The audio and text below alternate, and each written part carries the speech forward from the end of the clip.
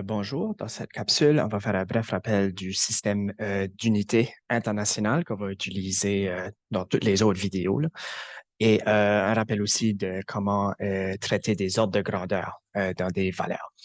Alors, sauf avis contraire, on va toujours travailler dans le système international d'unités, donc les unités SI, et on va aussi toujours travailler dans ce qu'on appelle la base MKSA. Alors, MKSA fait référence à les 4 grandeurs physiques de base que toutes les autres unités sont construites à partir de. Donc, c'est comme les 4 unités fondamentales. Donc, premièrement, il y a l'unité de longueur. L'unité de longueur, c'est le mètre. Donc, c'est le M dans MKSA, ça signifie mètre. Donc, par exemple, une distance X pourrait valoir 30 mètres. Alors, le mètre utilise le symbole un petit m. Le deuxième, c'est la masse. L'unité de base de la masse, c'est le kilogramme. Donc, la masse, souvent, c'est noté par la variable m, et ça pourrait valoir, par exemple, 30 kilogrammes. Donc, on va utiliser le kilogramme, qui est kg. L'unité de base du temps, c'est la seconde. Donc, un temps, par exemple, un temps t, pourrait valoir 30 s. S, c'est seconde. Alors, pour la majorité des cas, ces trois ici forment les unités fondamentales. Donc, le M, le K, le S, c'est mètre, kilogramme, seconde. Par contre, le dernier, le A, c'est pour le courant électrique. On l'utilise vraiment seulement quand on traite de des cours d'électricité et magnétisme. C'est quand même la 4e unité de base. Donc, un courant, par exemple, I, pourrait valoir 30 ampères. Donc, on utilise le A, c'est un ampère. Donc, dans des cours de mécanique, le dernier ici ne sert pas à grand-chose. C'est plus les 3 premiers qu'on va utiliser.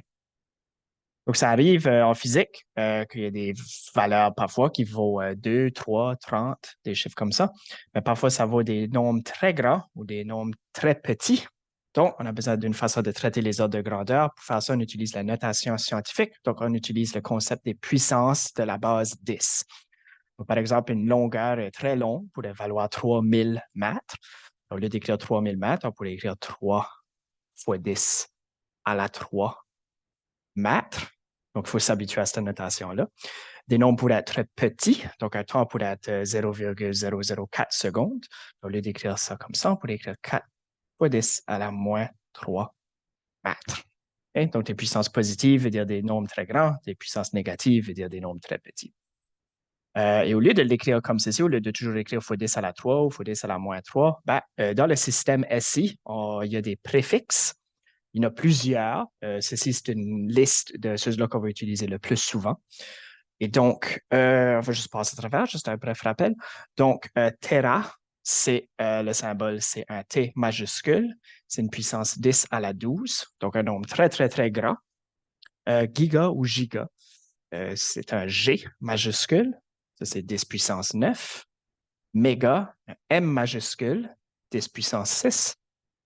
Kilo, un K minuscule, 10 puissance 3. Alors, je vais juste mettre une ligne pointillée ici.